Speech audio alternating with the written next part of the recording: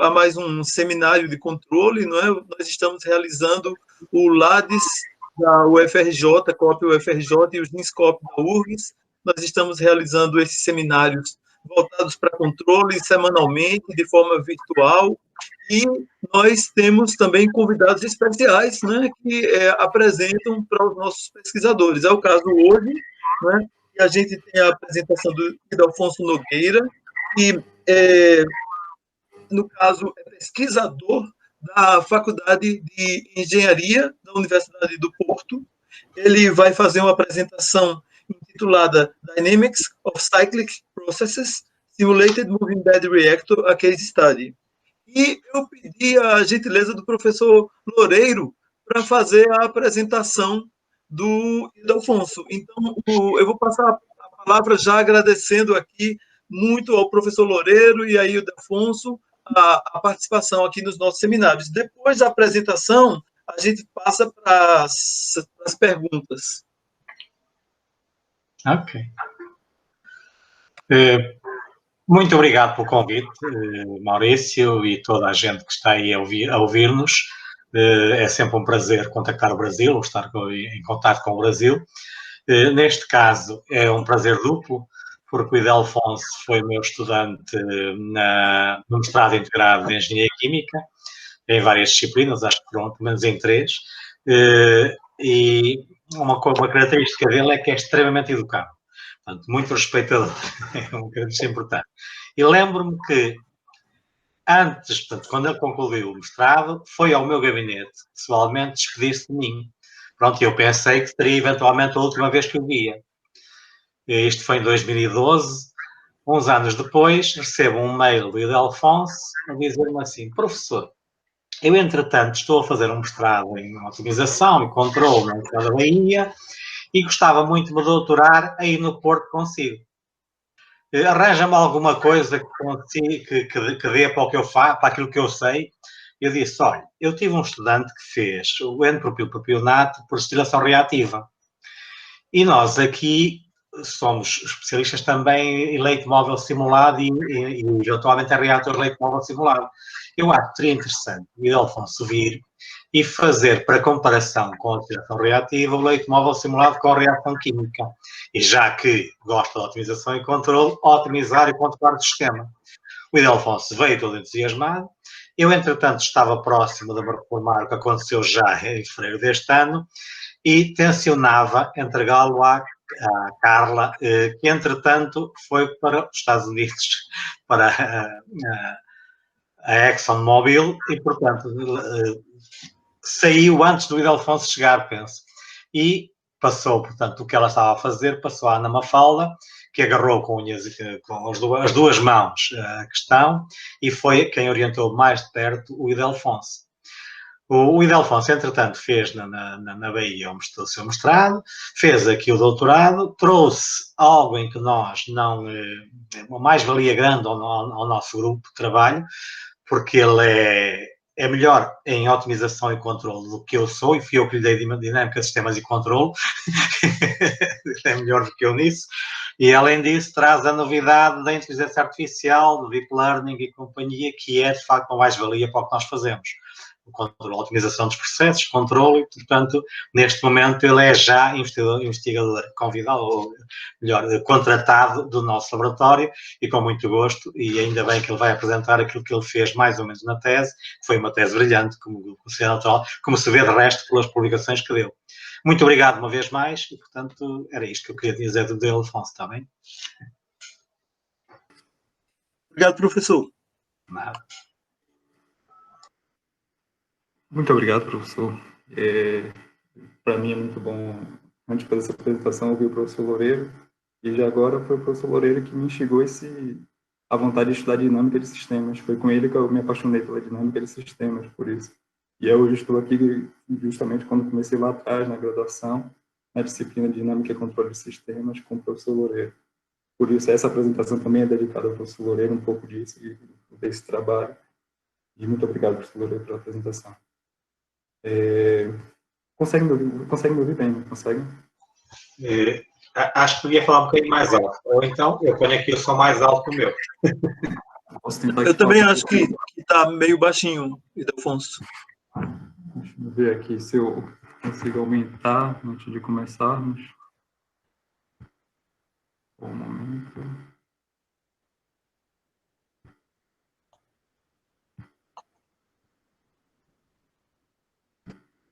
Consegue me ouvir melhor agora? Se eu falar assim mais perto? Está audível, tá audível. Eu acho que você pode seguir sem preocupação. Tá bem. Vou fazer aqui a partilha. Nossa apresentação.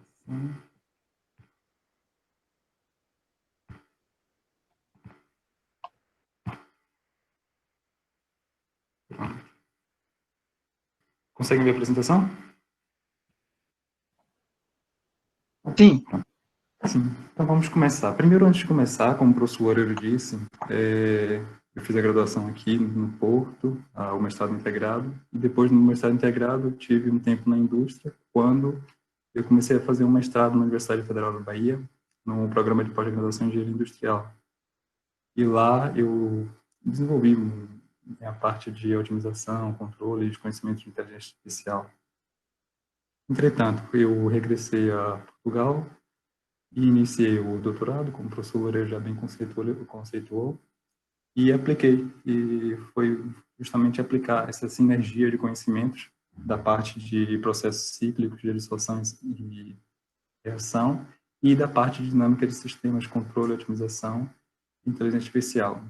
E nessa sinergia surgiu essa cooperação entre FEUP e UFBA, que já tem uns longos anos, e que no ano mais ou menos de 2000, entre 2016 e 2017, nós iniciamos um novo passo, que começamos a receber estudantes de graduação da UFBA, que alguns deles estão presentes, é o caso do Anderson, e recebemos alguns estudantes de graduação da UFBA aqui, e esses estudantes realizaram alguns trabalhos no laboratório, com foco também na separação, a dissolução, regressaram ao Brasil, esses trabalhos deram origem aos seus TCCs, trabalhos de conclusão de curso, e que posteriormente eles ingressaram no mestrado e estão desenvolvendo essa linha de pesquisa.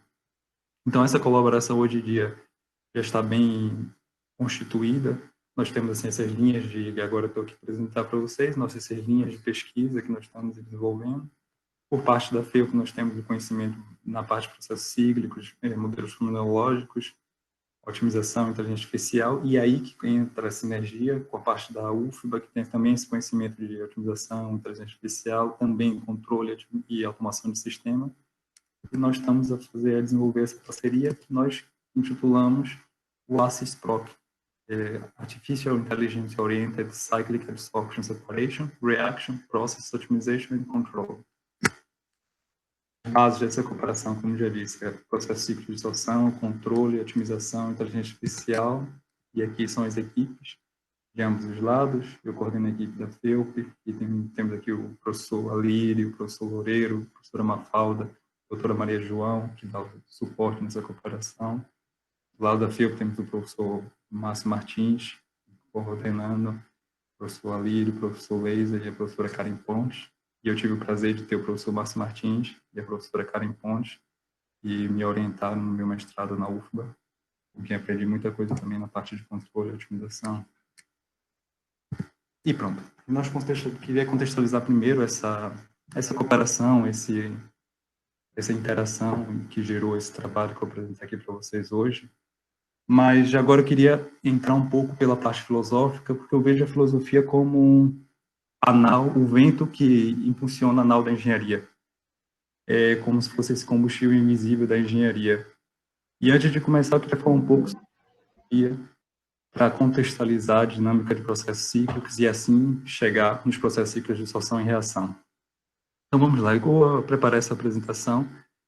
Me veio à mente o mito de Sísifos. É um mito bastante conhecido, que Sísifo foi o rei de Coríntios, fundador da cidade de Coríntios, na Grécia.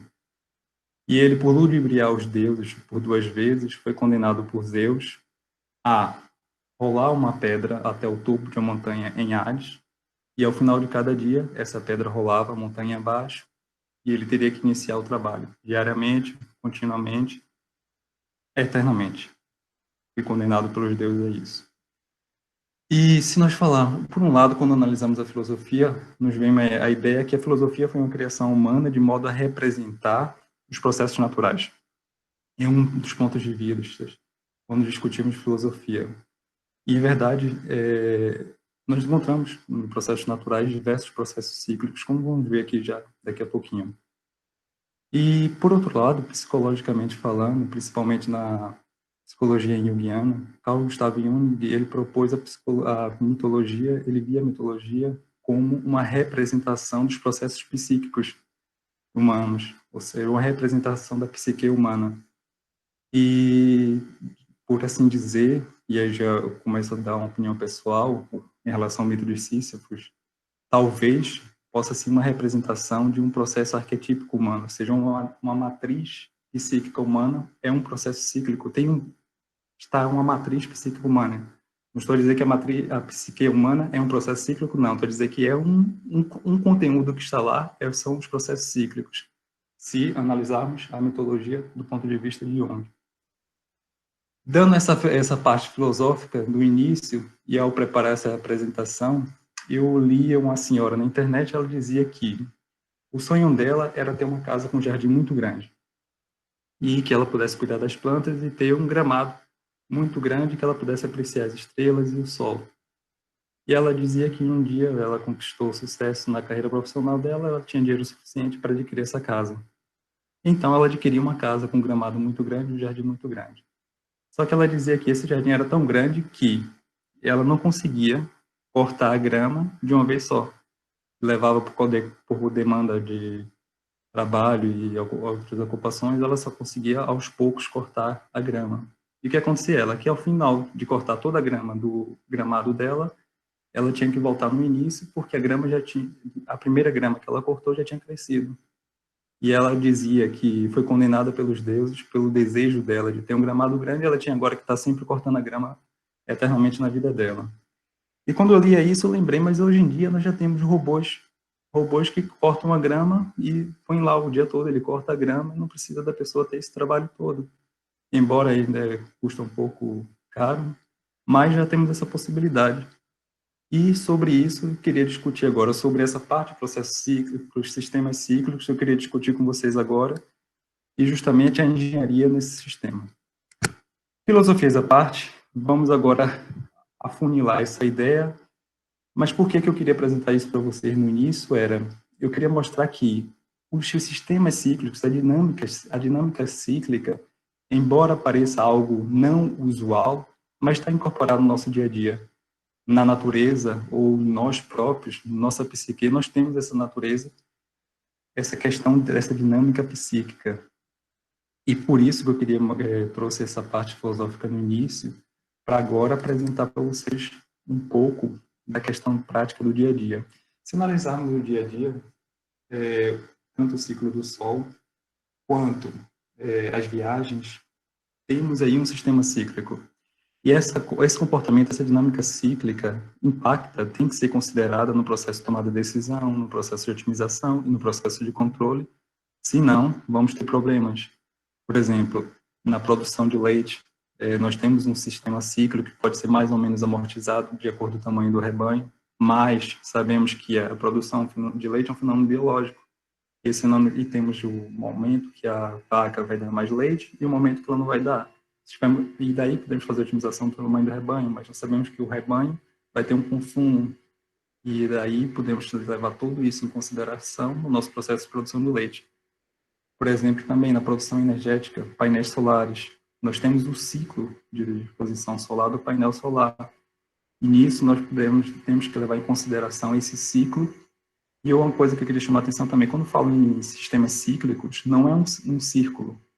Imagine, pense sempre na mente, por exemplo, uma curva sinusoidal.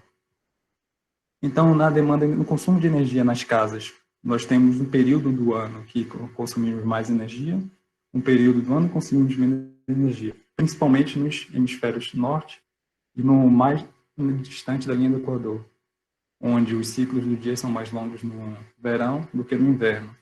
Mas, se formos particularizar para o dia, um dia, durante a noite, nós consumimos mais energia do que durante o dia, pelo menos em nossas casas. E tudo isso tem que ser levado em consideração na gestão do sistema de distribuição de energia. Também nas viagens aéreas, as companhias aéreas têm que levar em consideração os movimentos cíclicos, os períodos de férias, quando é no período de férias. Ou seja, eu vou falar aqui para vocês dinâmicas de processo cíclico de dissorção e reação, mas esse estudo pode ser estendido a todos esses processos. Pronto, agora vamos finalizar essa parte um pouco mais divagativa e vamos afunilar para a engenharia química agora. A parte de filosofia, a parte prática do dia a dia, vamos imaginar que nós temos um sistema reacional. Nós queremos produzir o C e D, nesse caso que temos aqui esse exemplo, certo? Nós temos aqui uma reação de equilíbrio, ou seja, uma reação reversível, em que A mais B vai dar C e D e vice-versa. A primeira abordagem, a abordagem mais simples para produzir esses compostos seria o quê? Nós temos um reator batelado e vamos introduzir no nosso reator os nossos reagentes. Depois de introduzir os reagentes, nós vamos fazer uma reação heterogênea, por exemplo. Temos nosso catalisador, produzimos o catalisador no nosso reator e vamos chegar ao equilíbrio dessa reação, em que, no equilíbrio, nós teremos a cinética de produção de A e B é igual à cinética de produção de C e D, ou seja, nós temos uma mistura que temos A, B, C e D. Tá bem? Então, isso é uma estrutura, talvez a estrutura mais básica de reator que nós conhecemos, seria o reator de batelada. Porém, começamos a falar aqui de uma coisa interessante. Nós temos uma reação reversível e que atinge o equilíbrio. E que no final dessa reação nós temos uma mistura reacional com vários compostos, inclusive os compostos que o composto que nós queremos produzir. Então vamos analisar esse problema mais a fundo. Outra alternativa de fazer essa reação seria em um leito fixo. Ou seja, o que é esse reator de leito fixo? Teremos uma coluna. Imagine um tubo preenchido com o nosso catalisador. Vamos alimentar essa coluna com nossa mistura reacional, A e B. E, à medida que essa mistura reacional desses reagentes entram na coluna, em contato com o catalisador, vai produzir C e D. Continuamos a ter uma reação reversível, em que no equilíbrio nós teremos uma mistura final A, B, C e D. E aqui nós podemos começar a pensar, temos um equilíbrio, reação, mas se houvesse alguma forma de irmos além desse equilíbrio, nós poderíamos produzir mais C e D, e, por outro lado, nós poderíamos consumir mais A e B, porque vocês notarem aqui, no final eu tenho muito reagente ali na corrente de saída. Ou seja, eu não consumi todo o meu reagente e não produzi todo o meu produto que eu queria produzir. Como é que eu vou fazer isso? Quais são as estratégias que eu posso desenvolver para alcançar uma maior produtividade e um produto mais puro? Ou seja, um produto que eu só tenho ali os produtos que eu quero produzir e não os reagentes que eu quero consumir. Então, nós queremos quebrar o equilíbrio, quebrar esse equilíbrio. Como é que nós vamos além desse ponto do equilíbrio? Quais são as estratégias que nós vamos ter? E aí começa a entrar a intensificação de processos. Vamos imaginar agora aqui um processo, uma reação que é a produção, é a síntese do N-propilpropionato. E nós temos ali um propanol a reagir com ácido propanóico e irá produzir o N-propilpropionato e a água. E eu já vou falar para vocês o que é o N-propilpropionato, só para contextualizar melhor essa apresentação. O N-propilpropionato é um composto muito utilizado na indústria para dar o aroma de tutti-frutti em medicamentos, em alimentos, e também na indústria de tintas. Ele é considerado um solvente biodegradável e ambientalmente amigável. Por isso, normalmente, ele é utilizado nessas indústrias com essa aplicação. Como vocês podem ver aqui, é uma reação reversiva. Nós vamos ter o problema que nós vimos aqui no início da apresentação.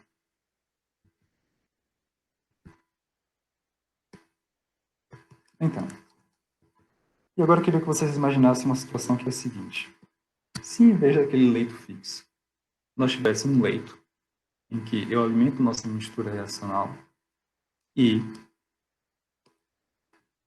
Aqui eu vou alimentar os nossos reagentes, que nesse caso o propanol e o ácido propanóico. E se nós, em vez de ter um leito fixo, nós tivéssemos um leito que se move em contracorrente a um fluxo de um solvente, ou seja, a parte sólida vai para baixo e a parte de um solvente vai para cima. Se isso acontecesse, e eu tentei aqui fazer essa animação para exemplificar esse fenômeno, se isso acontecesse, o composto que tivesse mais afinidade com a parte sólida seria arrastado pela parte sólida e o composto que tivesse mais afinidade com a parte líquida seria arrastado pela parte líquida. E aqui atrás eu queria voltar para esse slide e mostrar para vocês uma coisa. Reparem que aqui eu tenho meu meio reacional. É o meu sistema reacional. Propanol mais ácido propanóico, dá N-propilpropanato e água. Imagine só que à medida que eu produzo N-propilpropanato e água, eu removo esses dois produtos do meio reacional. Ou seja, é uma forma de enganar o equilíbrio. É uma forma que Sísifo fez para enganar os deuses. O que nós fazemos? Nós removemos os nossos produtos do meio reacional e vamos consumir os nossos reagentes e produzir mais produtos. Estamos a deslocar o equilíbrio dessa reação no sentido de produção dos reagentes. Então, se nosso leito tivesse maior afinidade, por exemplo, com a água, ou N-propilpropinato, a parte sólida dissolveria esse produto e arrastaria com ela, com a parte sólida, no sentido do fundo da coluna, daqui do fundo da coluna, e a parte líquida desse solvente, que, por exemplo, terá mais afinidade com N-propilpropinato, vai arrastar esse produto, ou mais afinidade com a água, arrastará para o topo da coluna. Certo? E à medida que nós produzimos aqui esse meio reacional, à medida que a reação se processa, nós estamos a remover esses produtos do meio reacional, deslocando o equilíbrio da reação no sentido da produção de nossos produtos. E é uma ideia que, conceitualmente, espero que tenha transmitido bem para vocês a ideia, mas conceitualmente é uma ideia genial. Porém, temos aqui um problema. Qual é o problema? Que é as pedras a andar, as pedras caminhando. É um problema complicado. O movimento da fase sólida no interior de uma coluna, fisicamente, é algo que vai gerar abrasão, que vai gerar diversas dificuldades. Além de mais, que nós temos aqui líquidos envolvidos. Mover líquido e sólido ao mesmo tempo simultâneo é um problema grande.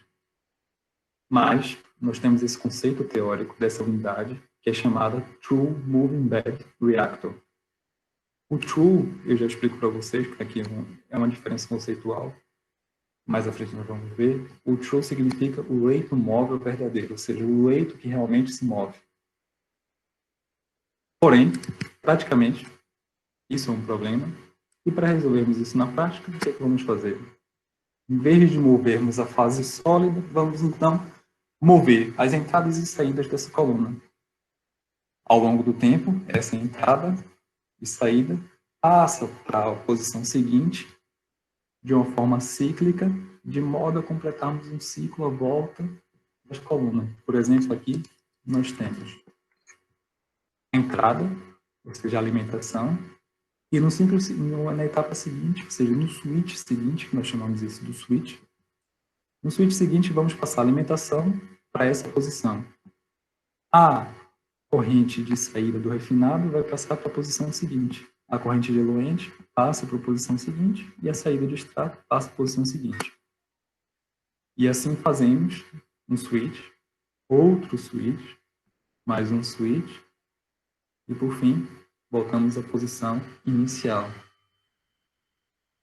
E isso vai simular o quê? O movimento justamente da fase sólida, mas sem toda a problemática prática de promover o movimento de uma fase sólida. E isso é chamado Simulated Moving Bed Reactor. Atenção que aqui esse nome é um pouco confuso. É um pouco confuso porque o simulated, ou seja, o simulado é o verdadeiro. E o verdadeiro é o teórico. Tá bem? Então, quando falarmos de Simulated Moving Bed, estamos a falar da unidade prática que existe na indústria ou no laboratório e que é operável. Quando falamos de True Moving Battery Reactor, falamos de uma unidade conceitual que pode ser simulada, mas tem toda a dificuldade prática de ser implementada fisicamente. Mas esse conceito de movimento cíclico e sincronizado das entradas e saídas da unidade promove a simulação do movimento da fase sólida, e aquilo que eu falei para vocês aqui atrás funciona, ou seja, deslocar o equilíbrio da reação funciona tal qual eu expliquei aqui para vocês, na unidade de leito móvel verdadeira. Porque agora conseguimos operar isso na prática. Então, nós temos aqui nossa unidade leito móvel simulado. E como disse para vocês, isso é um processo cíclico. Por quê um processo cíclico? Porque nós temos justamente esse switch ao longo do tempo. E como é que isso vai impactar na dinâmica do processo? Uma particularidade dos processos cíclicos é que nunca atingimos o estado estacionário. O estado estacionário não é atingido, mas sim o estado estacionário cíclico, em que a amplitude e a frequência das ondas serão constantes ao longo do tempo. Isso que vai caracterizar o estado estacionário cíclico. Tá bem? Como vocês podem ver aqui nesse gráfico, nós temos a evolução a partir de zero, da concentração, a saída de uma dessas correntes de saída dessa unidade, de SMB, e essa evolução até atingir o estado estacionário cíclico. E esse estado estacionário cíclico, esse comportamento, vamos encontrar aqui nessa unidade, mas como falei lá no início, podemos encontrar isso em diversos fenômenos da natureza.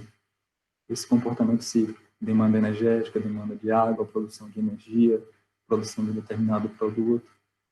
Nós normalmente, muitas vezes, vamos nos deparar com esse estado estacionário cíclico, em vez de atingir um estado estacionário convencional, que vamos ver mais à frente, nós normalmente lidamos.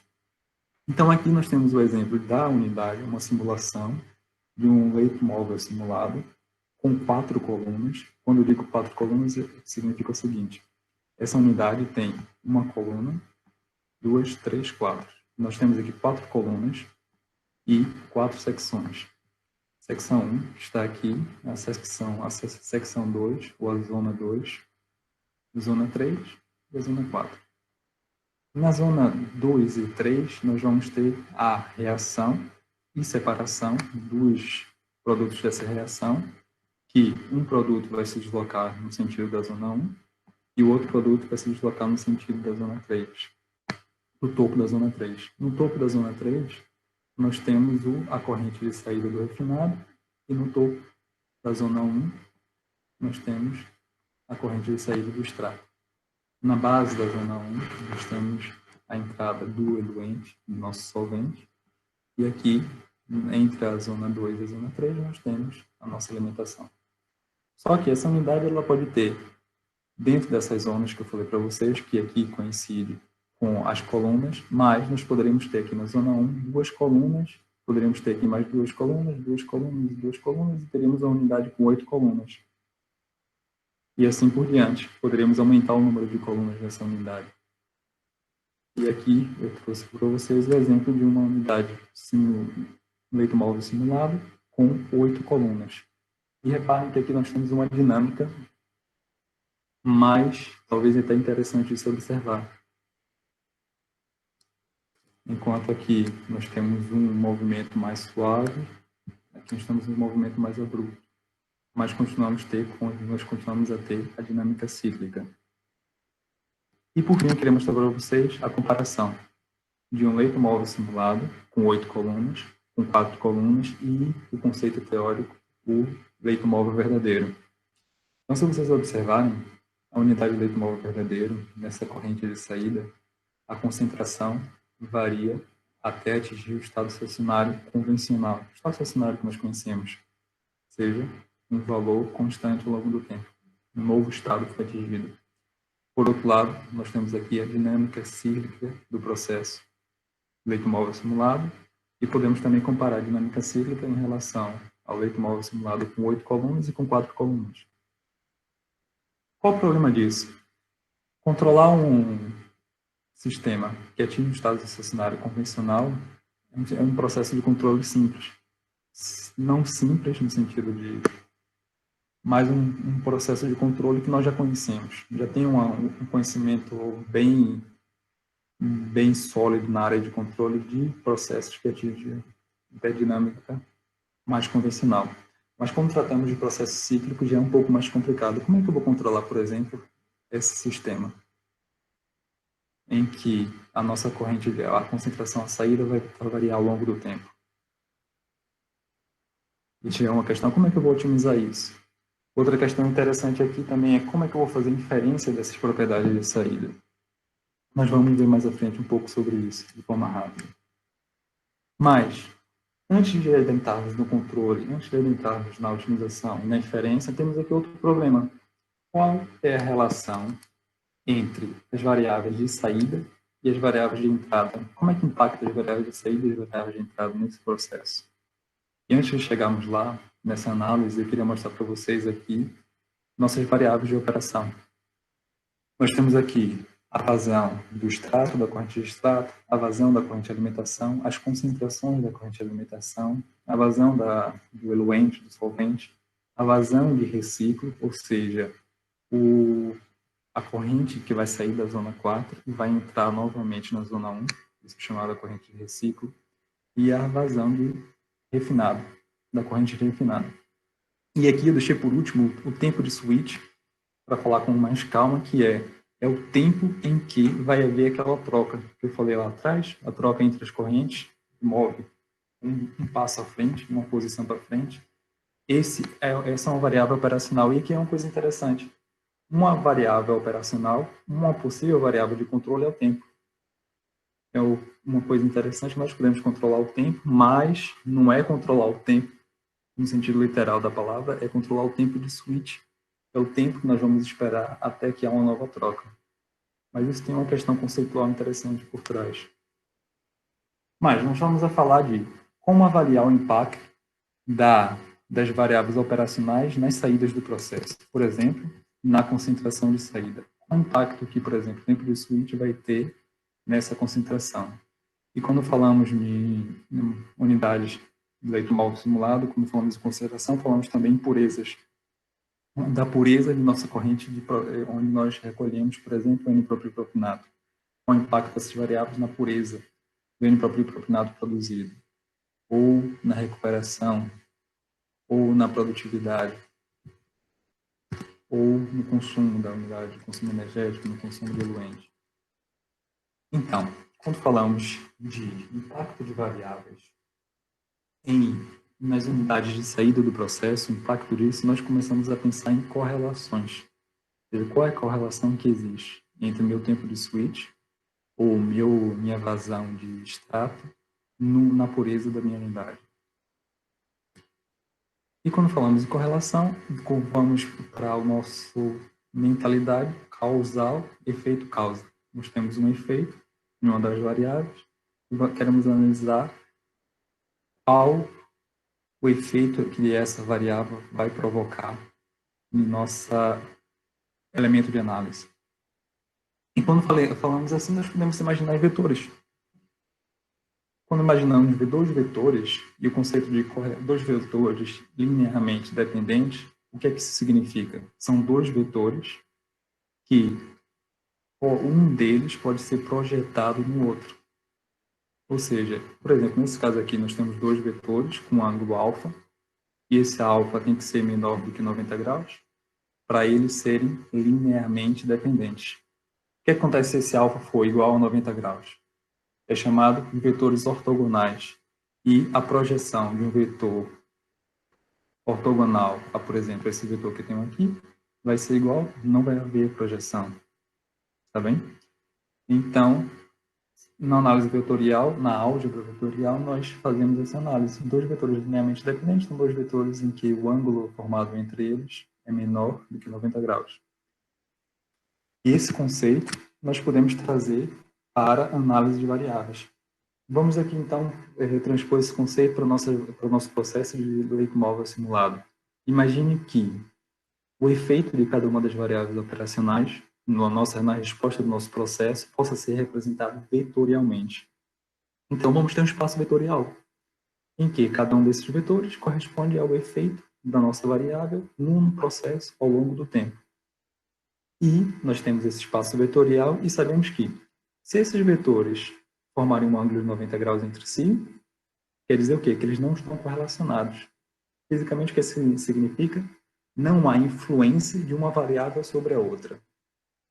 Então, nós podemos fazer uma análise absoluta. Se há um ângulo menor que 90 graus entre esses vetores, então esses vetores estão correlacionados, o que significa que tem atenção que o efeito de uma variável também tem influência do efeito da variável anterior. E, para fazermos uma análise mais, como diria, mais justa de qual variável realmente impacta o nosso processo, nos interessa que o vetor que nós estamos a analisar, ou seja, o vetor de influência, sejam vetores não correlacionalizados, ou seja, vetores linearmente independentes. Então, como é que, dentro de um espaço vetorial, encontramos vetores linearmente independentes? Tem um método chamado projeção ortogonal. O que isso significa, a projeção ortogonal? A projeção ortogonal é um método que nós vamos utilizar para descorrelacionalizar nossas variáveis e encontrar as relações absolutas entre entrada e saída do processo. Isso tudo porque estamos a falar de um processo de dinâmica complicada e nós queremos analisar quem é que impacta mais na nossa saída, para daí dar um passo seguinte, por exemplo, decidir quais são as variáveis de controle a serem controladas, ou quais são as variáveis de decisão de um método de otimização, ou quais são as variáveis que vamos utilizar para identificar um analisador virtual, identificar um modelo empírico, por exemplo, uma rede neuronal artificial, quais são as variáveis que vamos utilizar para identificar aqueles modelos. Então, vamos falar agora de projeções. Projeção ortogonal. Nós temos nosso espaço vetorial, composto pelas influências de nossas variáveis de entrada e na saída do nosso processo, e nós queremos analisar esse espaço. Mas, como nós vimos, as variáveis e os vetores podem estar correlacionados entre si. Então, nós primeiro queremos analisar a influência das variáveis, mas num cenário que não há correlações. Então, vamos aplicar o método da ortogonalização. E aqui eu tenho um videozinho só para mostrar para vocês como é que funciona. Dentro desse espaço, nós temos vários vetores. Primeiro passo, vamos encontrar o vetor com maior magnitude. E vamos projetar todos os outros vetores em um espaço ortogonal, ou seja, em um plano ortogonal a esse vetor com maior magnitude. O que é que significa? Temos a variável o tempo de switch, que é o vetor com maior magnitude, por exemplo. Vamos encontrar, então, um espaço ortogonal a essa variável, ou seja, um espaço que forma um ângulo de 90 graus com esse vetor, e vamos projetar todos os outros vetores sobre esse espaço. Significa o quê? Que todos os outros vetores projetados não apresentam nenhuma correlação em relação a essa primeira variável. E retiramos essa variável do nosso espaço.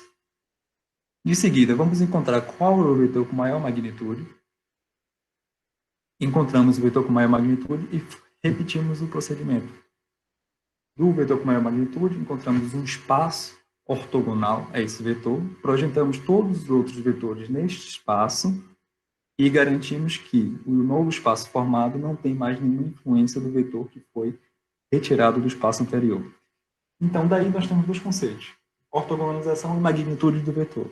A partir desses dois conceitos, nós podemos fazer uma análise das variáveis do processo e encontrar quem é a variável que tem mais influência em um determinado parâmetro de saída, parâmetro operacional, e qual dessas variáveis e qual a intensidade dessa influência. Não só quem é que tem mais influência, mas qual a intensidade dessa influência. Mas, para isso, nós precisamos transformar a influência dessas variáveis em uma linguagem matemática.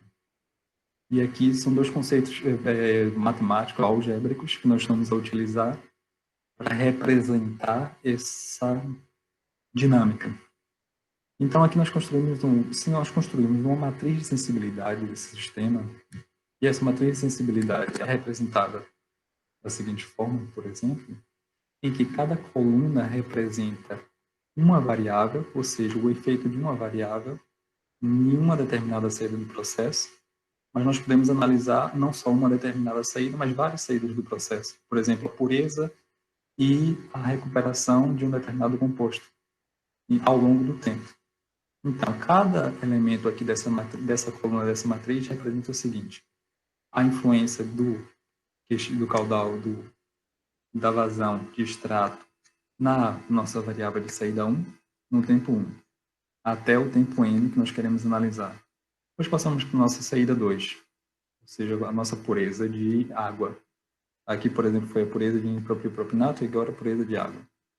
Então, a pureza de água na corrente de saída correspondente a onde nós recolhemos a água ao longo do tempo. Então, temos aqui um vetor. Na segunda coluna dessa matriz pode ser, por exemplo, o caudal, a vazão de eluente. E só uma partezinha aqui é porque minha formação eu sou brasileiro, mas minha formação foi quase feita aqui em Portugal, a licenciatura e o doutorado. E aqui em Portugal, vazão é caudal. E aí, como nós temos muitos brasileiros na audiência, muitas vezes eu vou falar caudal por instinto, mas eu quero falar caudal, vazão, e vocês já sabem, se eu falar caudal, o que é que significa, quem não sabe o significado. Então, para a parte feita, nós temos aqui nossa matriz de sensibilidade, em que nossa última coluna, por exemplo, pode ser o tempo de switch. E esse tempo de switch é a influência dessa variável no processo ao longo do tempo. No final, nós temos uma matriz em que a dimensão é NY, número de saídas a serem analisadas, instantes de tempo a serem analisados, por parâmetros da operação que nós estamos a avaliar. Nós temos aqui, por exemplo, 2 vetores, e isso vai depender do número de vetores que nós vamos ter, vai depender do número de variáveis operacionais. Então, esse método é um método adaptado da parte de estimação de parâmetros, chamado também análise de estimabilidade, e que aqui nós estamos a aplicar no cenário de operação de unidades, e que ao aplicarmos esse método em uma unidade de SMB, podemos fazer esse rastreio de quem impacta mais nessa resposta do processo. E nesse caso, quando aplicamos para a unidade de SMB para produção, SMBR para a produção do N-propionato, nós vimos que o tempo de switch é uma das variáveis mais importantes nesse processo e que mais vai ter impacto nas saídas. De seguida, nós vimos que a concentração do ácido propanóico, que é o agente limitante dessa reação, é a segunda variável com maior influência no processo, seguida pela concentração do álcool na corrente de alimentação e, por fim, a caudal, a vazão de eluente, ou seja, dessa correntezinha aqui de solvente que é uma das correntes de entrada do processo. Essa análise foi feita todas para rastrear todas as variáveis do processo, mas aqui eu queria mostrar para vocês, de uma forma resumida, quais são as mais importantes variáveis dessa unidade. Uma vez que nós sabemos quais são as variáveis mais importantes nessa unidade, nós podemos passar para a análise da dinâmica desse sistema e até tentar comparar uma análise da dinâmica, qual é a relação que tem aqui com esses resultados. O que eu falei antes é que esse método, além de dar o rank, ou seja, a ordem das variáveis de influência, ele nos dá também a intensidade. Ou seja, nós temos aqui quais as variáveis que impactam mais na dinâmica do processo e com qual intensidade elas impactam. E nós podemos agora comparar, por exemplo, para um método simples, que é a curva de reação do processo, ou seja, o que é a curva de reação? É um degrau e nós vamos analisar a resposta. E aqui, por exemplo, temos a conversão, a resposta da conversão, da produtividade, do consumo de solvente e da pureza do refinado, da corrente refinada. Nós fizemos aqui um degrau de uma determinada variável, que nesse caso foi o tempo de switch, e nós vimos o seguinte: a resposta dinâmica desse processo são o seguinte, e uma parte que eu queria fazer aqui. Essas curvas que nós representamos aqui como vermelha e preta, do SMB4, ou seja, SMBR com 4 colunas e 8 colunas, isto é a média dos valores observados ao longo do tempo. Isso aqui é um processo cíclico, tem um comportamento cíclico, como mostrei para vocês, mas por questões de representação, nós representamos só a média ao longo do tempo para poder visualizarmos melhor. Senão esse gráfico ia ser uma confusão, não conseguimos ver nada, por causa justamente do nosso comportamento cíclico. Então, ao observarmos esse gráfico, vamos ver o seguinte: há uma diferença grande em termos teóricos do TMBR para os SMBRs. Porém, na literatura já está bem consolidado um conhecimento que diz o seguinte: em estado estacionário, quanto mais colunas uma unidade SMB tiver, mais o comportamento dela vai se aproximar do TMB. Em estado estacionário, ou seja, quanto mais colunas colocarmos aqui nessa unidade, mais ela se aproxima do nosso conceito teórico. Porém, o que nós observamos com esses resultados é o seguinte, que apesar de em estado estacionário isso ser verdade, temos que ter cuidado com a dinâmica do processo.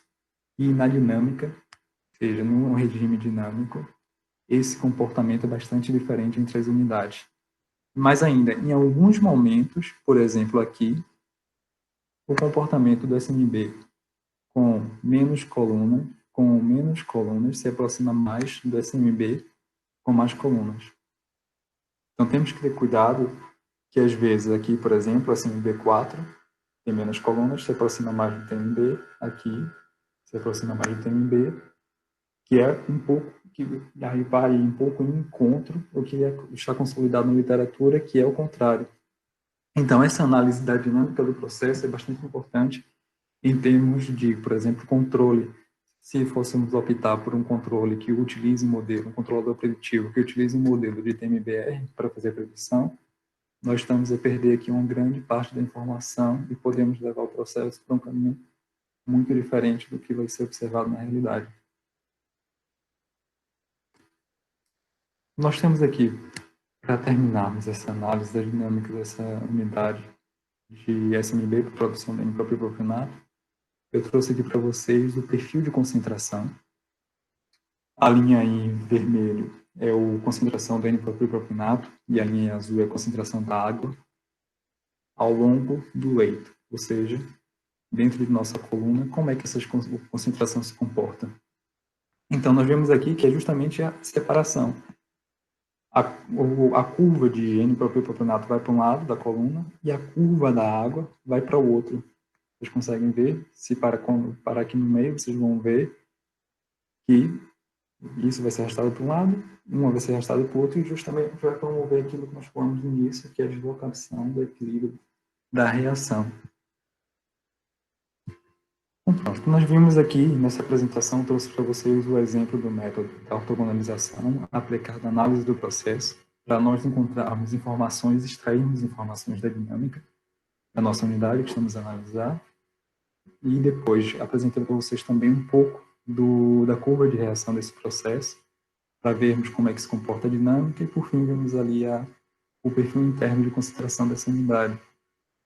Isso é um pouco das linhas de trabalho que nós desenvolvemos, em comparação também com a UFBA. Também foi um pouco do meu doutorado que eu apresentei para vocês. E alguns desses resultados, é de um artigo de um dos alunos da UFBA que esteve aqui, na época do Ciências Sem Fronteira, em comparação conosco, e gerou esse artigo que justamente faz essa análise da dinâmica da unidade de leito móvel simulado para a produção de propionato. Só que nós temos também estudamos também a parte de controle avançado desse processo, que é outro problema grande nessas unidades, devido aos seus comportamentos cíclicos. Estudamos também a parte da otimização, estudamos também a parte da inteligência artificial, aplicada para resolver esses problemas de controle e otimização. Por exemplo, e uma parte também que é muito importante, que não abordei no início, é a modelagem fenomenológica, ou seja, a representação matemática da fenomenologia desse processo. Nós aqui temos fenômenos de distorção, temos fenômenos de transferência, toda essa parte fenomenológica é representada nos balanços de massa, a fase fluida, a fase sólida, ou seja, água dissolvente, e através dessa representação matemática nós temos um modelo rigoroso que nos vai dar base para poder analisar esse processo. Essa é uma linha de trabalho que nós desenvolvemos, modelagem rigorosa, estimação de parâmetros e validação desses modelos, e isso serve como base para o desenvolvimento de uma modelagem empírica. E esses modelos fenomenológicos e empíricos podem ser aplicados, por exemplo, no controle de processos, e nós temos um artigo publicado também em relação a isso, o desenvolvimento de um controlador preditivo de horizonte infinito, com estabilidade garantida, aplicada a uma unidade de SMB, não é o SMBR, é o SMB, ou seja, só a parte de separação, sem reação. Isso serão os desenvolvimentos futuros. Mas nós temos esse trabalho que nós analisamos a dinâmica e aplicamos esse conhecimento no controlador. Nós temos também um trabalho na parte de otimização, utilizando os algoritmos meta-heurísticos com o PSO para fazer a otimização dessas unidades. Temos um trabalho publicado em relação a tanto a parte com reação e sem reação, a otimização dessas unidades. E, por fim, um trabalho interessante é a parte de aplicação da inteligência artificial para resolver esses problemas. Que tudo isso que eu falei aqui, controle, otimização e modelagem, ela pode ser feita também com inteligência artificial. Como modelo para controladores preditivos, como modelos substitutos para otimização, ou até para melhorar a parte de identificação de modelos tecnológicos, desenvolver modelos híbridos. Essa parte de inteligência artificial pode ser utilizada. E um dos exemplos que nós fizemos foi justamente desenvolver um soft sensor, um analisador virtual que faz uso de medições laboratoriais e predição para prover informações em tempo real das principais variáveis desse processo.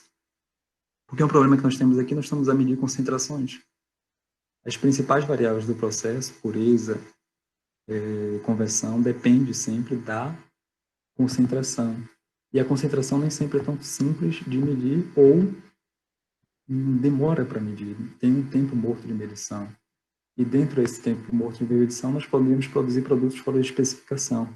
E aí a outra linha de abordagem que nós temos é justamente essa, desenvolver analisadores virtuais que juntem a informação real, a medida, com a informação teórica que nós temos do processo para prover informações em tempo real dessas unidades.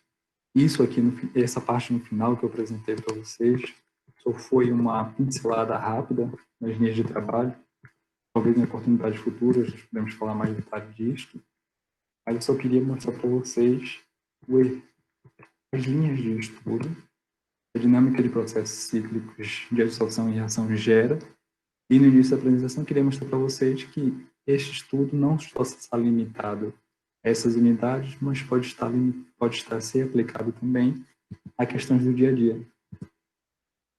E aqui nós terminamos nossa apresentação com essa questão que eu tive ao final da apresentação, eu tive a pensar. Quando eu falei para vocês em relação à senhora que comprou um jardim muito grande e ela que tinha que cortar todos os dias e ao final de cortar a grama, ela tinha que voltar para cortar outra vez porque a grama já tinha crescido, eu comecei a pensar, os robôs conseguem fazer isso. E nós hoje em dia temos robôs para limpeza de casa e assim por diante. Eu falei para vocês também que nós, seres humanos, temos essa matriz, temos gravado nossa matriz psíquica, o comportamento cíclico.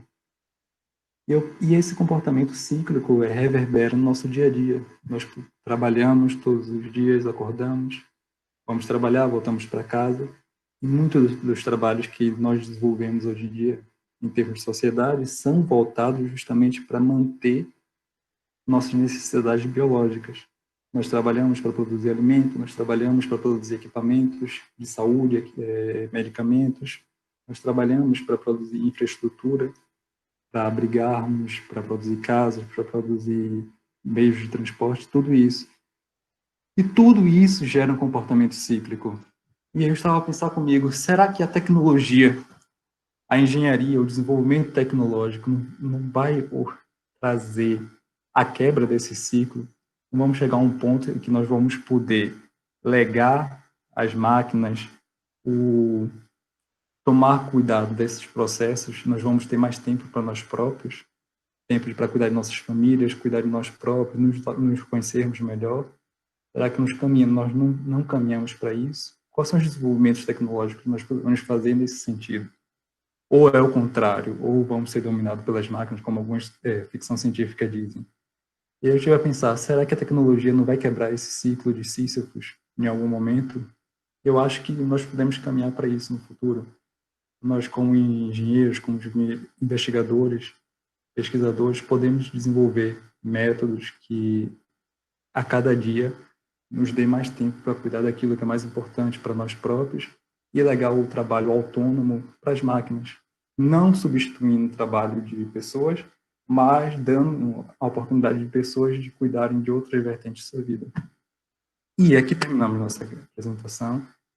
Queria agradecer ao Maurício pela oportunidade de estar aqui a falar para vocês.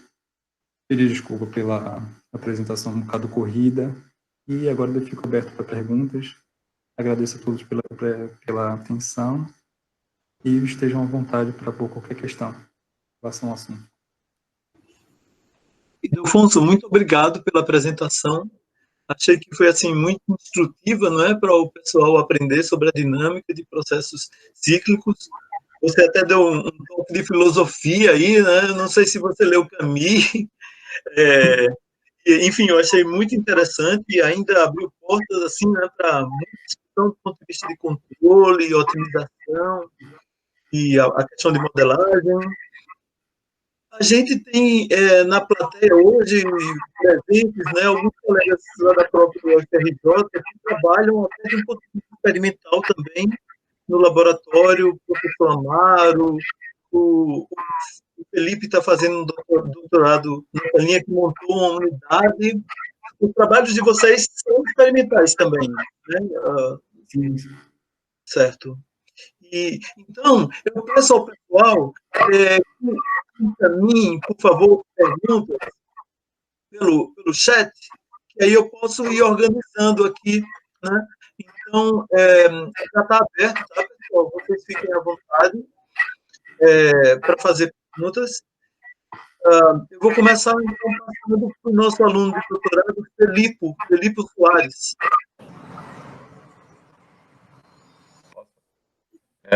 Boa tarde, Ildefonso. Boa tarde, Felipe. Então, como você identifica um processo cíclico fazendo identificação de um processo cíclico na indústria, um processo real? Como você... O comportamento cíclico seria? Como você identifica? Sim, para essa parte de identificação de comportamento cíclico, nós temos que não é muito a nossa abordagem, Felipe. Nós partimos do princípio, o processo é cíclico, os processos que nós trabalhamos, mas nós temos para isso ferramentas, por exemplo, a inferência bayesiana é uma das linhas que é possível fazer essa análise. Você poderia falar mais alto? Desculpa, Felipe. Consegue ouvir melhor agora? Sim, por favor. Pronto. Nós partimos do princípio, como disse, que o processo já é cíclico. Nós não nos ocupamos, de nossa competência, a parte da análise, se aquela dinâmica é cíclica ou não. Mas tem a linha da inferência bayesiana, ela pode ter ferramentas para isso, para a identificação desse processo, se é um comportamento cíclico ou não. Mas eu não consigo dar mais detalhes que isso, Felipe. Tá bem?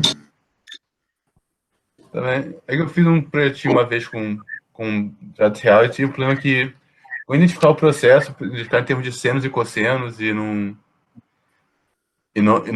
refletia direito com o processo cíclico como é. O processo não é simétrico como seria um seno e cosseno. Pois aí tem toda a questão também de ruído de processo, para fazer parte de filtragem de ruído, depois chegar na parte da dinâmica. Tem questão de cristalização, mas isso já sai um pouco do meu domínio. Entendi. Mais alguma questão? Tem uma questão do Reinaldo, que trabalha também no doutorado, também, que quer fazer uma pergunta. Vou passar para o Reinaldo. Tá bom, muito obrigado, Ildefonso, pela apresentação. Eu gostei muito, acho que foi muito ilustrativa para entender toda a dinâmica do automóvel simulado. Eu tenho uma pergunta e é com relação à reação. A reação, ela ocorre onde? A reação ocorre na parte estacionária ou ela ocorre onde? Além disso, eu também gostaria de saber qual a vantagem da reação. Ela falou que a reação que você pode assim, minha pergunta é a reação como a reação chegar no equilíbrio, então que você ganha vantagem usando o automóvel simulado. Mas você mostrou que refinado e no extrato você estava coletando numa das correntes dos produtos com da alimentação e na outra corrente o outro produto com outra alimentação. Então, qual seria a vantagem lá da reação, do equilíbrio da reação, se você está coletando num dos produtos um reagente com um reativo e no outro, o outro reagente com outro reativo? Como seria a vantagem da reação no equilíbrio? Então, vamos fazer assim, eu vou voltar a compartilhar aqui a apresentação para vermos essa questão das vantagens. Deixa eu só aqui voltar para a apresentação. Vamos aqui outra vez. E eu já respondo a primeira pergunta. Eu vou começar pela última pergunta e respondo a primeira pergunta depois. Então, nós temos no início, por exemplo,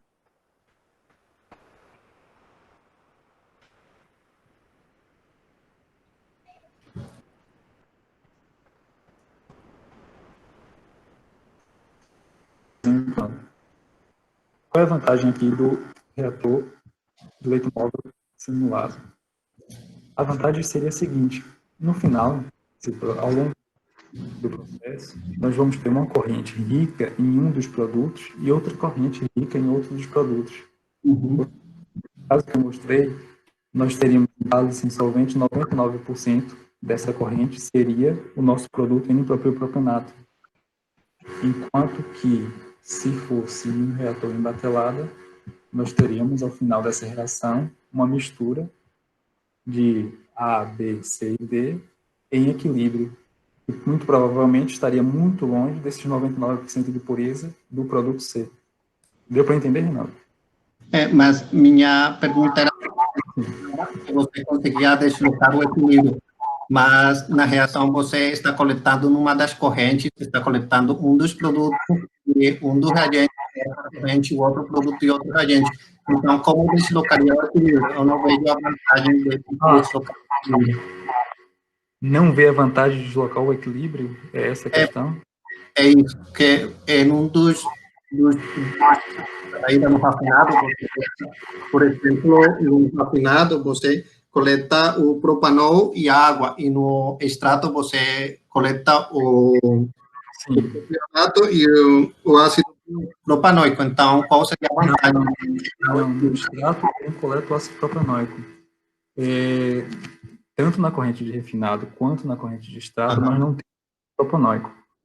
Todo o ácido propanoico foi consumido na reação.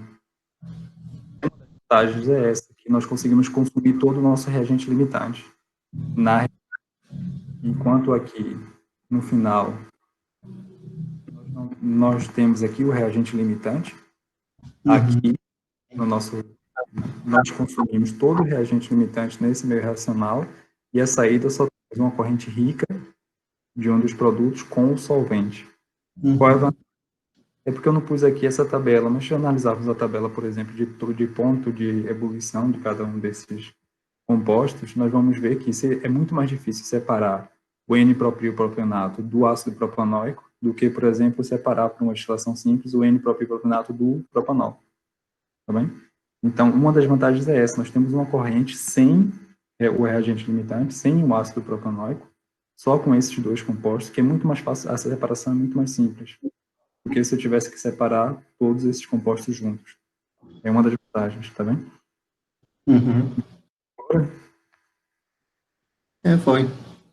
E a reação, ela ocorre onde? Ocorre na fase estacionária? Na fase estacionária, mas aí temos diferentes mecanismos. Ela pode ocorrer dentro dos poros desse adsolvente, ou pode ocorrer na superfície. Depende do tipo de catalisador, adsolvente nós estamos a utilizar. Nesse caso, na fase estacionária, a volta da partícula, tá bem? E eu tinha outra pergunta, é que eu trabalho mais com outros modos de operação, tipo varicol, Colpit, Modicon. Eu não sei se você já experimentou algum modo de operação desses aí, se tem alguma vantagem nesse caso. Nós estamos de estudo em relação ao varicol, a outros modos de operação. mas depende de cada caso. Nesse caso específico, não testamos nenhum outro modo de operação, porque não existia até então nenhuma unidade de SMBR para produção dentro do próprio grupo NAT. Primeiro fizemos a identificação do modelo, estudamos toda a parte dinâmica, para possivelmente no futuro estudarmos outros modos de operação. Ok. Outras configurações da unidade. Tá, valeu. Muito obrigado. Obrigado, Reinaldo. Muito obrigado ao Reinaldo e muito obrigado a Ildefonso. Eu vou seguir passando as perguntas, agora eu vou passar para o Felipe Cunha. Boa tarde. Boa tarde, Felipe. Uma dúvida, eu trabalho também com leito móvel simulado, faço meu doutorado nisso, mais para a parte experimental, né? E eu tenho quebrado bastante a cabeça com relação à parte da leitura online dos meus enantiômeros.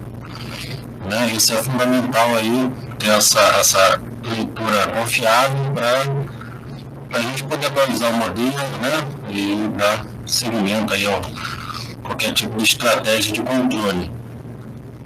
Eu queria saber mais de você, da sua experiência, do que você vê aí, sobre essa parte da leitura online, do fechamento da malha, né? Da leitura online dos enantiômeros. Vocês têm muita dificuldade ou não? Vocês usam mais enantiômeros já, digamos assim, consagrados nessa para ler online?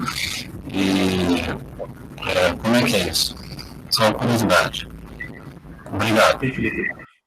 Obrigado pela pergunta. Essa questão da leitura online é uma questão ainda em aberto na literatura, justamente por isso, né? E principalmente na área de enantiômeros, porque enantiômeros são compostos que se requerem ser produzidos com elevado grau de pureza. Porque um deles pode matar uma pessoa e outro deles pode curar, ou seja, nós temos que ter uma pureza muito alta e temos que garantir essa pureza. E esta questão é muito pertinente nessa área, porque normalmente os métodos de medição é por cromatografia, análise cromatográfica, no GC ou no HPLC, e isso leva um tempo de medição, e, por exemplo, um caso conhecido leva 10 minutos, a volta de 10 minutos, no caso do enaftol. Mas, em outros casos, pode até levar 1 hora. Mas eu não vi ainda, e é uma questão em aberta na literatura, nenhum método que consiga prover essas medições em tempo real e alternativo que funcione testado em planta laboratorial e funcione em alternativa às medições laboratoriais. Há alguns trabalhos do grupo do professor Morbidelli, do professor Mazzotti, que tem uma linha que apresenta um método híbrido de medição que usa espectrofometria e outro equipamento que eu não me recordo qual outro equipamento, mas ele faz um método híbrido e consegue ganhar um tempo de medição significativo. Tem o nosso trabalho do Quasi Virtual Analyzer, que nós apresentamos uma proposta híbrida, que utilizamos redes neuronais artificiais para identificar um modelo empírico, ou seja, um modelo que nós conseguimos rodar online, que não tem um esforço computacional muito grande, e que, à medida que nós temos medições disponíveis do laboratório, utilizamos essas medições para atualizar o modelo, para atualizar a rede neuronal. Mas ainda é uma questão em aberta na literatura que precisa ser explorada, Felipe. Deixa eu esclarecer a questão. Felipe, tudo bem? Tudo bem, obrigado, Afonso. Obrigado. Afonso, tem algumas pessoas que estão passando por escrito aqui as perguntas. Vou tentar repassar. Uma delas é do Marcelo Silva, e ele quer saber, no caso, né, para esse tipo de processo, se você já fez muitas aplicações do ponto de vista de detecção e diagnóstico de falhas, né? Se o comportamento, enfim, esperado não aconteça, ou tem algum problema de instrumentação, etc., com a aplicação de técnicas para isso. Nós, especificamente, não temos nenhum trabalho de diagnóstico e detecção de falha, mas, e na literatura também é pouco explorada essa questão. Mas eu vejo como uma questão muito pertinente, principalmente para essas unidades, devido à complexidade da unidade. Ou seja, uma falha em uma válvula pode ser um problema muito grande para a operação, e como temos muitas válvulas, principalmente as válvulas de switch, elas estão suscetíveis à falha. E isso é um problema que foi pouco explorado ainda na literatura da área. A gente chegou a fazer um trabalho que era de NMPC, né, que no caso ele, quando tinha um problema com uma válvula, ele corrigia o problema atuando em outras, né? Então, o trabalho do ATM, né, chegou a ser um pouquinho nessa linha, mas era um sistema de detecção e diagnóstico que formasse o controlador da falha, né? Isso. Inclusive, eu falei para o Felipe agora, responder para a questão dele, inclusive vocês também têm alguns trabalhos de redes neuronais, né, na parte de PSA, que é uma linha que foi, se eu não me engano, foi aplicada à otimização, mas também pode ser aplicado para inferência dessas unidades. Acho que o grupo de pesquisa de vocês, Maurício, é um grupo que tem desenvolvido muito também essa parte de PSE aplicada a processos cíclicos. É verdade, não, a gente, inclusive, eu já deixo um convite aqui para o nosso próprio orientado, o Felipe, né? É muito interessante que ele proximamente, aqui, a gente vai combinar, apresente o trabalho que ele está fazendo, toda a parte experimental, a parte das medições, e visando ao controle, né? Ele já chegou a publicar alguns trabalhos, é interessante, e a gente já convida vocês aí do curso para assistirem à apresentação desses nossos trabalhos. Tem uma outra pessoa aqui na sequência pedindo para fazer pergunta, que é o Rafael, doutorando da USP. Rafael, por favor. Olá, pessoal, boa tarde. Boa tarde, Ildefonso. Parabéns pela sua apresentação, muito boa. Na verdade, eu tenho muito pouco conhecimento sobre processos cíclicos, então sua apresentação veio a esclarecer bastante como funciona, né, esse tipo de processo. E talvez até minha pergunta seja um pouco boba, até pela falta do meu conhecimento, mas não ficou claro assim para mim, até porque também você não abordou esse assunto, mas como que seria, por exemplo, a determinação, gostaria que você falasse um pouco, né, sobre a determinação do tempo de amostragem nesse tipo de processo, porque para processos normais, né, entre aspas, que a gente trabalha, geralmente a gente escolhe o tempo de amostragem baseado na constante de tempo do sistema, né? Como que faz nesses casos, assim, dado que ele é cíclico, como que funcionaria? Boa tarde, Rafael. Obrigado pela pergunta. É uma questão interessante, porque aqui nós temos um sistema cíclico, né? Se fosse um sistema linear, como disse, temos ali a constante de tempo do sistema e temos o tempo de amostragem mais ou menos relacionado a ela. E aqui nós temos o problema do tempo do comportamento cíclico. Uma abordagem seria identificarmos essa constante de tempo através da média, como eu mostrei aqui no final. Usando o real, né? Sim, ou usando o real, que tem um comportamento já dinâmico, um comportamento convencional, ou usando a média do cíclico, ou seja, ao fim do ciclo, qual foi a média de concentração que nós tivemos.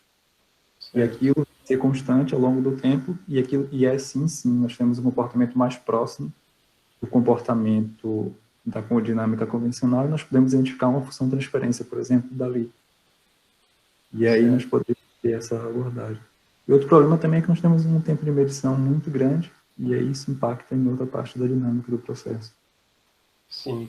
E pode ter o problema, então, desse tempo de amostragem, ele meio que filtrar essa dinâmica cíclica? Sim, é uma abordagem tentar utilizar essa linha, não digo simplificação, mas talvez seja uma simplificação do processo, é uma abordagem por aí. Certo. Tudo bem. Obrigado, Ildefonso. Parabéns novamente. Obrigado, Rafael. Obrigado. Ildefonso, obrigado pela resposta, obrigado a Rafael pela pergunta. Eu vou passar agora uma pergunta do nosso colega professor Amaro, da Escola de Química, que inclusive tem um laboratório que trabalha com esses processos de separação. Então, obrigado pela presença, Amaro. Passando para o Amaro. Obrigado, Maurício. Ildefonso, você me escuta bem? Sim, consigo ouvir bem. Muito obrigado pela sua apresentação, Ildefonso. Achei sensacional, extremamente didática e cuidadosa. Enfim, eu estou tendo muito prazer em te escutar aqui. Eu me lembro de ter conversado com você há algum tempo num congresso aqui no Brasil, talvez tenha sido o EBA, e, enfim, é um grande prazer te rever, mesmo à distância, né? E um grande prazer também ver o nível de maturidade que você chegou. Parabéns, realmente estou assim, bastante impressionado. Eu queria, na verdade, provocar um comentário seu sobre modelagem baseada em primeiros princípios e modelagem baseada em dados. Então, puramente em dados. Não sei se você está me escutando. Sim, consigo ouvir bem. Pode. Quer dizer, a gente acredita que a modelagem baseada em primeiros princípios, quer dizer, exige pouquíssimos dados, né, ou exige poucos dados, e a modelagem empírica, como, enfim, o que está na base da inteligência artificial, existe uma quantidade muito grande de dados para que a gente possa ter uma boa capacidade de representação. Então, eu queria que você comentasse sobre esse paradigma que a gente vive entre escolher, enfim, tomar decisões a partir dessas duas abordagens. Mário, muito obrigado pela pergunta. É um prazer responder essa pergunta. E eu lembro, acho que foi no COBEC de 2014, no início do meu doutorado, e nós nos falamos, nós conversamos. E é um prazer revermos aqui e eu poder responder essa pergunta. Em relação à modelagem, assim, como bem disse, a modelagem em primeiros princípios, ela requer menos dados, embora requeira um cuidado na parte de toda análise de certeza para desenvolver um modelo confiável e preciso, mas, e a parte de expansão de parâmetro também, que é uma questão muito pertinente, tem ali uma questão pertinente em aberto na literatura, mas, em contraponto, a modelagem baseada em dados, ela o processo de desenvolvimento de um modelo fenomenológico é um processo que requer menos dados, isso é verdade. Em contraponto, nós temos hoje um cenário industrial que produz centenas de milhares de dados diariamente, às vezes por segundo, produz muitos dados, e que esses dados podem servir como fonte de informação para a identificação dos modelos empíricos.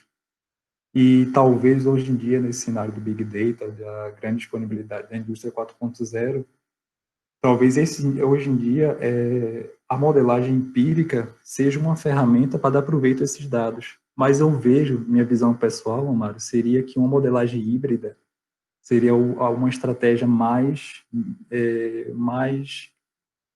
adequada, que conjugue mais os lados. Por exemplo, nós poderíamos utilizar um modelo fenomenológico, um modelo rigoroso, para desenvolver uma base de dados grande o suficiente para treinar uma rede, e essa rede depois ela pode ter sua estrutura atualizada sobre uma base de dados industrial, e uma grande base de dados industrial para fazer proveito dessa base de dados. E isso gera uma questão interessante também, que é na parte de ciência de dados. Nós podemos compactar muita informação, uma grande quantidade de informação em estrutura de rede. E nós temos as vantagens de que uma rede é um modelo que requer um esforço computacional muito menor, e, por outro lado, os modelos fenomenológicos, por exemplo, o modelo de uma unidade de PSA, ele pode levar 3, 4 horas para chegar ao estacionário cíclico, enquanto uma rede, em segundos, nós chegamos ao estacionário cíclico. E aí temos todo esse contraponto, esse trade-off entre eficiência e precisão, e a precisão do modelo, que é uma questão que ainda requer ser estudada cuidadosamente. Não sei se deu para deixar claro, Mário. Sim, obrigado. Sim. Obrigado. Era nesse sentido mesmo. Obrigado. Obrigado, Amaro. E, veja bem, eu tenho uma pergunta agora do André, mas antes eu queria colocar aqui se alguém tem uma pergunta adicional para fazer, porque eu estou pretendendo, após a pergunta do André, que mandou por escrito, a gente pode caminhar para o fim da sessão. Então, se alguém tiver mais alguma pergunta, por favor, inscreva agora, enquanto eu faço a pergunta do André. O André da Silva Guimarães pergunta o seguinte: ele tem dúvida se você já estudou o processo com base na teoria de dinâmica de sistemas não lineares, né? Se você, enfim, analisou diagramas de estabilidade, verificando a presença de bifurcações, etc., segundo a redação dele.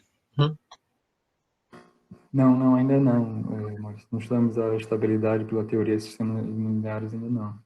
nós começamos a fazer essa parte da modelagem fenomenológica, nós temos alguns trabalhos na parte de identificação de modelos empíricos, nós temos alguns trabalhos com identificação de modelos lineares, com base em função de transferência, por exemplo, mas ainda não tivemos a oportunidade de estudar essa parte da estabilidade do sistema.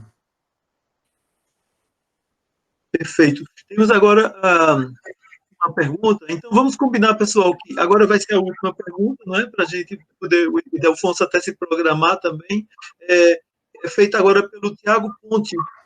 Tiago, passo para você, por favor. Boa tarde, Ildefonso.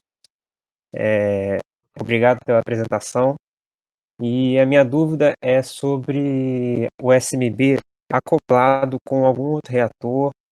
Se vocês já trabalharam com isso, por exemplo, com a racemização ou algum outro tipo de reação, e se trabalharam ou ouviram alguma coisa sobre isso, se a modelagem ficou muito mais complicada, se mudou muito ou não. Tiago, eu particularmente não tenho conhecimento da utilização de outro reator a seguir a um SMBR. A seguir a um SMB, sim, é possível, eu já ouvi falar. A seguir um SMBR não, porque o SMBR já processa a reação. Mas, em relação ao acoplamento de uma unidade de reação com a unidade de SMB, por exemplo, seria eu acho que o nível de complexidade seria equivalente a, por exemplo, ter uma coluna de destilação para fazer a separação de dois compostos e alimentar um reator. Ou seja, tem a parte da identificação do modelo daquela unidade e depois a união dessas duas unidades. Talvez o grau a mais de dificuldade seria decorrente da dinâmica do processo do SMB, que pode ser amortizada, por exemplo, utilizando um tanque, que vai acumular a saída do SMB e esse tanque alimenta a unidade seguinte. Isso poderia amortizar essa questão da dinâmica. Deu para ficar claro, Tiago? Sim, perfeito. Muito obrigado. Obrigado. Olha, eu, mais uma vez, assim, reforçando o que as perguntas, né, demonstraram, assim, e os comentários junto às perguntas, o comentário do Amaro, assim, foi muito instrutivo, muito útil para os nossos pesquisadores, né, que podem, a partir de agora, conhecer mais sobre esses processos. Eu gostei muito das ferramentas que você mostrou, fiquei curioso em conhecê-las melhor, compará-las, né, essa questão da análise de sensibilidade, usando a ortogonalização, e a análise dinâmica que você mostrou para quem gosta de controle, né, é sempre muito interessante analisar as curvas, ver os perfis ali. Então, é um assunto que eu vi que você disse que teve um aluno que já publicou, né, eu vou até consultar depois o artigo. Então, muito obrigado. Eu acho que a gente pode ter muitos desdobramentos, assim, eu vou, como eu já falei, convidar aqui depois o nosso Felipe para fazer a apresentação, e aí vou pedir a vocês, para mais uma vez, aí o pessoal todo do Porto, para nos honrar aqui com a presença de vocês, para a gente continuar avançando nesses temas, né, do controle, as dificuldades experimentais para a medição, as inferências, a otimização, enfim, tem muita coisa que a gente pode seguir e compartilhar, né? Então, muito obrigado ao Loureiro e muito obrigado a você, Alfonso, pela apresentação, tá? E a todos aí da Universidade de Porto, do Porto, tá? Tem muitas pessoas ao longo no chat aqui foram dando os parabéns e elogiando a sua apresentação. Então, muito obrigado, pessoal. Eu vou passar para o Ildefonso, então, para a gente se despedir na sequência. Eu acho que o professor Loureiro também quer dar algumas palavras, né, professor? Por favor, professor, por favor. Queria agradecer a oportunidade que nos deram, principalmente ao Ildefonso, bem merece ter a oportunidade de mostrar aquilo que foi feito. E, de facto, estou de acordo com o professor Amaro, que a maturidade do Ildefonso impressiona, comparando com a idade. Ele, neste momento, está bastante maduro já, na minha opinião, e, de facto, mostrou isso. A apresentação foi muito didática, e queria também cumprimentar os meus ex-alunos que estão a assistir, são vários, uns no Brasil, outros aqui em Portugal, e ainda bem, porque isto é bom ver que as pessoas se mantêm vivas E muito obrigado, Maurício, e a todos vós pelo trabalho, pela organização destas conferências, e se eu puder, estou sempre aqui, não tenha dúvidas. Só não venho se não puder. Ok? Muito obrigado mesmo.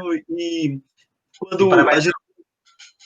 Pois é, muito obrigado por estar sempre, né, com essa frequência aqui, nos honrando e participando. E quando for a apresentação mais específica, então eu vou, com toda a deferência, assim, voltar a lhe convidar. Muito obrigado. Pessoal, vejam bem, eu sempre aviso no final de cada conferência sobre a próxima, não é? Eu acho que o Jorge está aqui presente, não é isso, Jorge? Eu acho que eu vi o Jorge entrando, o Jorge Otávio, professor, nosso parceiro Jorge Otávio Triweiler, ele vai fazer a próxima, tá ok, Jorge? Assim, a gente estava combinado, então meio consolidando, então o Jorge vai fazer a próxima apresentação. Depois a gente manda o título, mas deve ser sobre biorefinaria, conforme a gente tinha combinado antes. Enfim, a gente comunica depois, bem rapidinho, formalmente o título da nossa próxima apresentação. A gente tem uma programação aí já meio que se delineando até outubro, pelo menos, pessoal. Tem alguns professores que vão participar de fora do Brasil também, como vocês, né? O pessoal tem gente dos Estados Unidos, da Noruega, novamente, e os colegas do Brasil. Hoje a gente tem aqui o Marcelo Lenzi também estava presente agora há pouco, o Marcelo Lenzi também já foi convidado, professor da CI, da USP, professor Flávio da Unicamp, então é a nossa programação para os próximos meses. Então, enfim, mais uma vez, muito obrigado a Ildefonso, professor José Loureiro, muito obrigado a todos. Até a próxima. Semana que vem.